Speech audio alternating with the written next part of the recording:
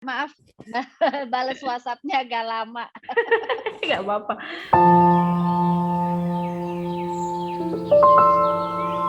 Sibuk lagi apa ya? Lagi nggak sibuk, cuman lagi kebagian jaga cucu. Lumayan setiap pagi nongkrongin anak-anak sekolah dengan Zoom-nya.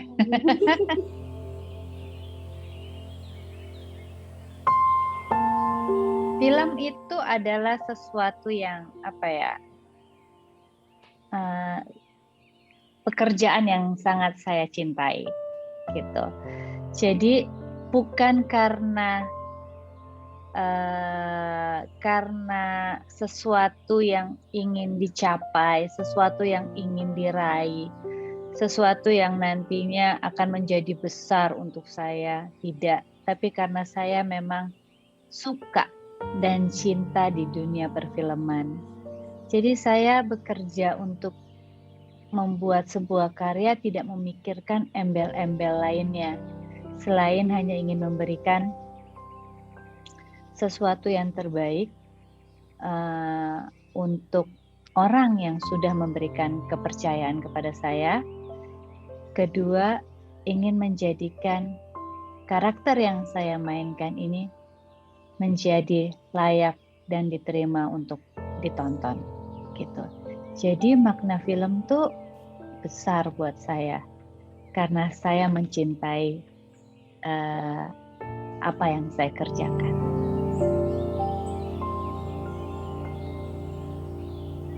Enggak juga, banyak artis yang duitnya banyak. Saya mah alhamdulillah. Banyak yang artis yang muda bayarannya lebih mahal daripada kita-kita gitu. Daripada yang bisa dikatakan yang udah lama banyak gitu. Ada juga yang biasa aja ada gitu kan. Jadi saya pribadi tidak menjadikan penghasilan itu bisa dikatakan menjanjikan. Benar, memang menjanjikan di saat kita dapat sesuatu yang besar. Tapi kalaupun tidak, kita memang dari rezeki kita, gitu. Jadi kalau saya tidak mengukur dari besar atau kecilnya nominal, tapi saya melihat lebih daripada cerita, gitu. Kalau cerita itu bagus, tapi kalau memang rezeki saya tidak bisa sesuai dengan keinginan saya, tapi memang saya ingin memerankan, saya mendapatkan 5 perak, saya terima. Karena saya mau memainkannya, gitu. Bukan karena nominal, gitu. Mungkin orang-orang mengatakan jadi artis tuh enak, uangnya banyak, gitu kan. Benar, ada juga yang enggak, gitu. Jadi ya udah, ada yang emang membuat kehidupan di dunia perfilman ini menjadi layaknya as a star, like bintang. Ada juga yang enggak, gitu. Saya memilih apa adanya. Kalau emang mau bekerja sama dengan saya, apa adanya boleh. Enggak, ya enggak apa-apa, gitu. Jadi saya lebih yang gampangnya. Saya bukan seorang bintang. Saya hanya seorang pekerja seni, gitu. Tapi kalau orang bilang, Cut Mini mahal. Banyak orang yang bilang gitu, Cut Mini mahal. Alhamdulillah, semoga saya nggak ditawar lagi.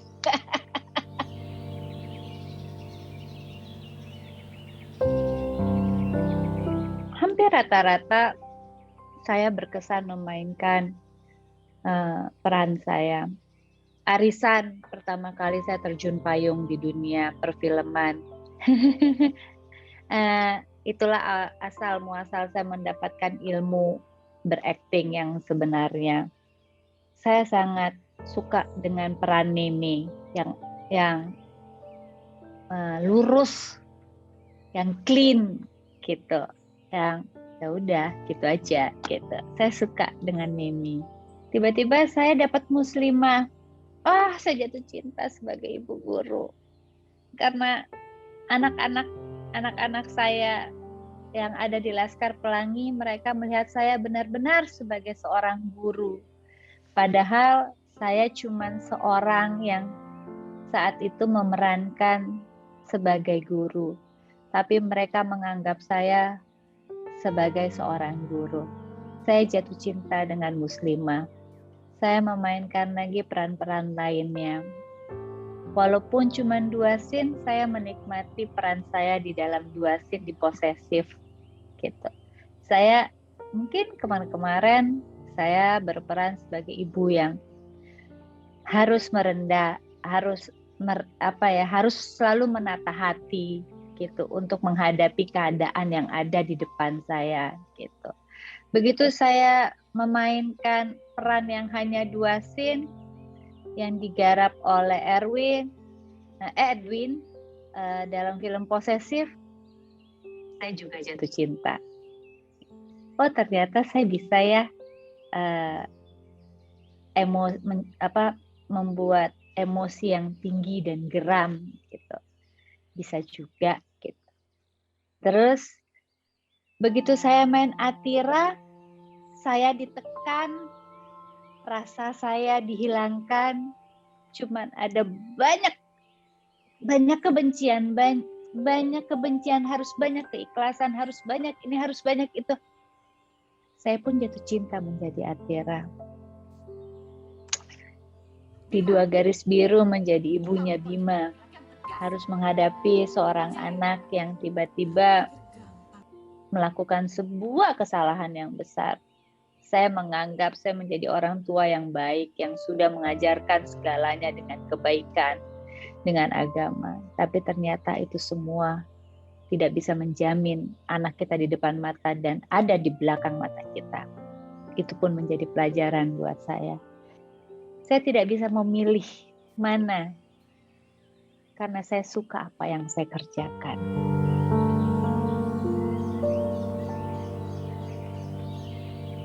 Perfilman Indonesia sebenarnya berjalan lagi dalam keadaan yang baik. Saat sebelum adanya pandemi ya, tamu terhormat datang di dunia, di muka bumi.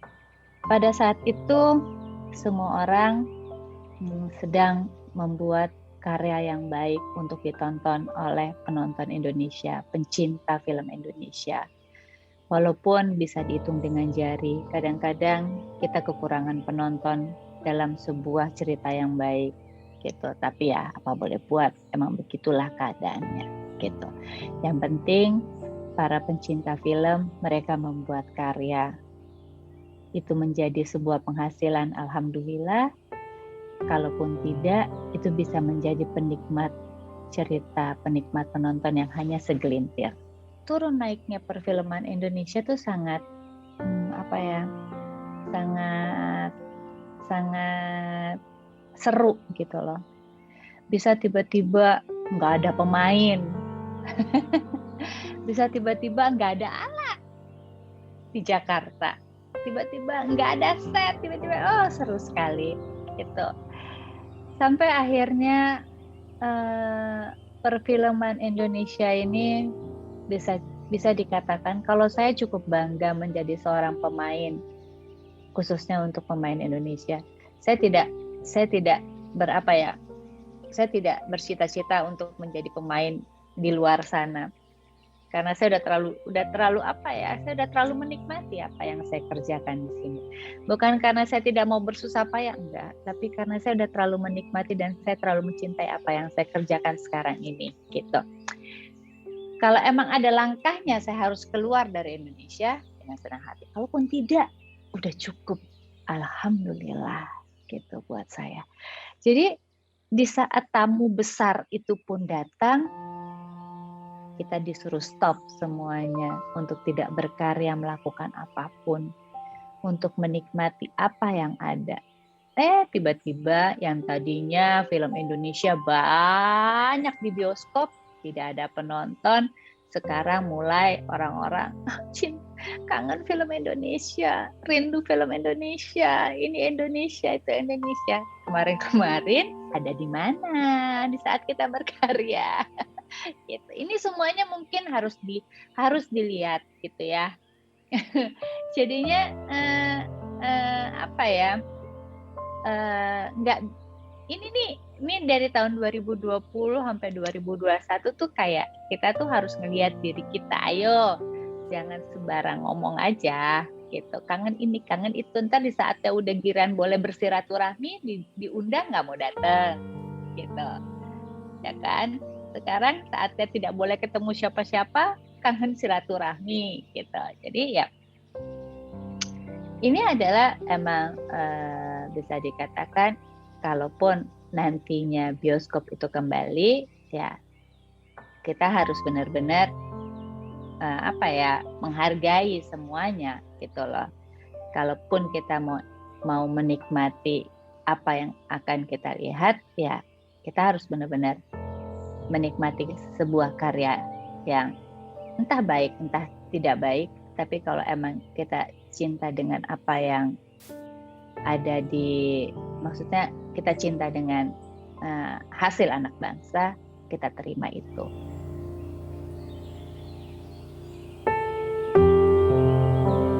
Edwin, karena saya tidak puas waktu itu saya mendapatkan di Posesif cuma 2 scene gitu. Walaupun ditambahin sih jadi 3, tapi tetap aja nggak puas. Saya pengen yang lama, tapi mungkin nggak ya Mas Edwin membuat cerita dengan look saya udah seperti ini gitu kan. Karena saya tidak mau dibuka, saya tidak mau pakai ciput gitu. Jadi di saat syuting saya udah begini aja. Kalau emang agak susah sih ya, tapi ya nggak tahu, masih berharap. Karena saya senang bekerja sama dengan bukan sutradara hebat aja, tapi siapapun sutradara itu yang bisa memberikan ilmunya kepada pemain. Karena saya bukan seorang pemain yang sekolah atau paham dengan yang namanya dunia acting. Bagi saya, sekolah saya adalah di lokasi. Sekolah saya adalah di tempat reading. Guru saya adalah sutradara saya. Saya selalu menganggap sutradara-sutradara hebat yang ada di luar sana yang bekerja sama teman-teman saya, mereka itu adalah guru-guru saya. Gitu. Tanpa mereka, ya saya nggak bisa mendapatkan cerita-cerita yang baik. Setelah Arisan 1, dalam hati saya ngebatin, saya pengen sekali bermain bekerja sama dengan Mira Lesmana dan Riri Riza. Itu kan kayak gimana gitu ya. Wow, kayaknya.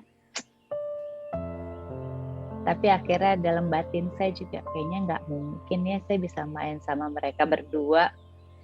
Saya kan bisa dikatakan Cut Mini itu tukang ngelawak.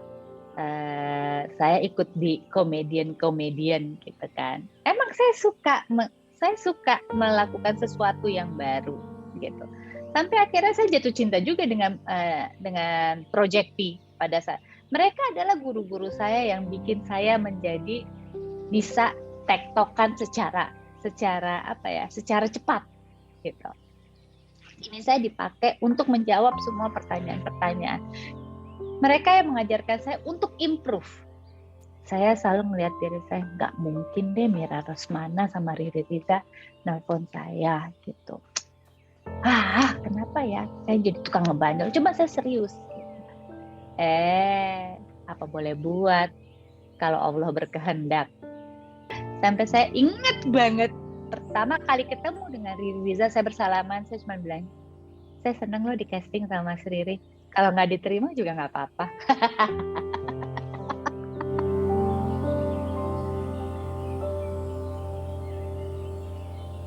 Bisa kok, semua bisa.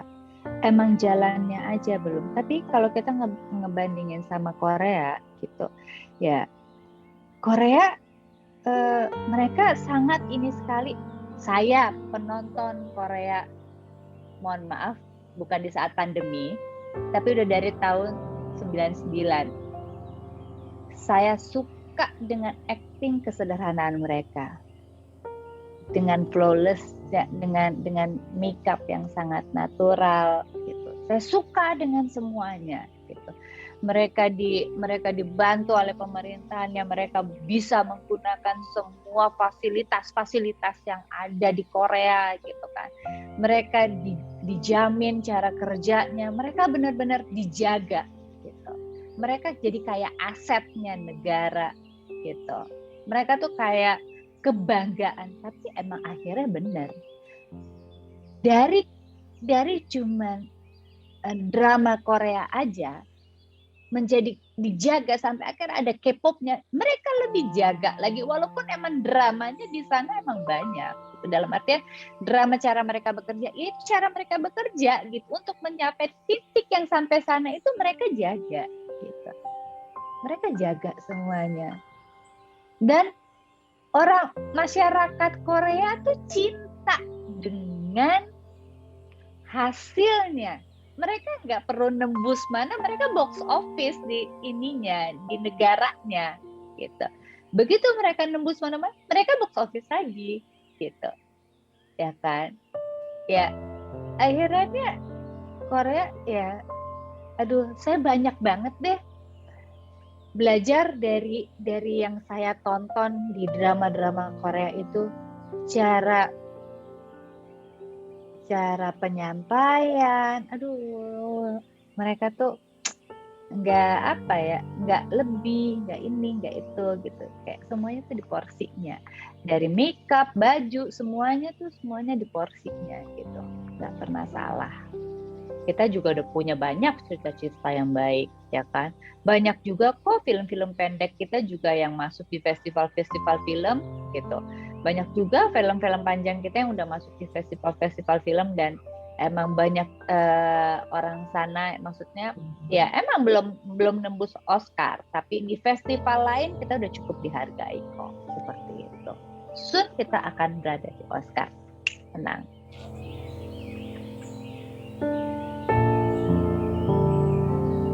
Nggak apa-apa sih menurut saya.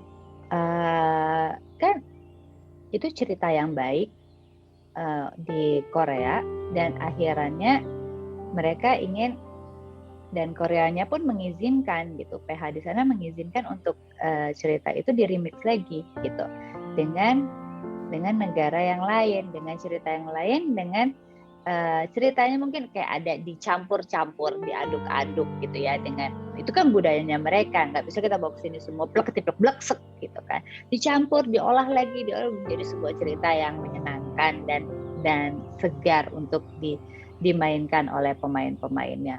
Kalau saya sih seneng-seneng aja ya gitu, kayak film bebas gitu, dibikin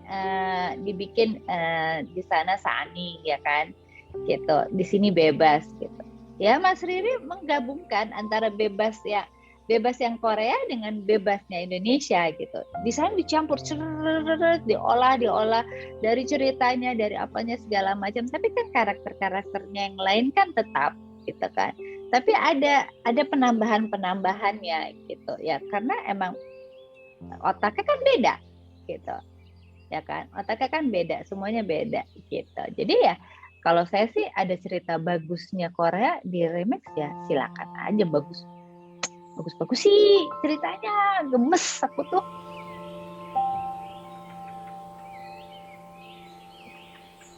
Aku pengennya film Indonesia hadir lagi di bioskop seperti yang sudah gitu, membuat sebuah karya-karya yang baik gitu,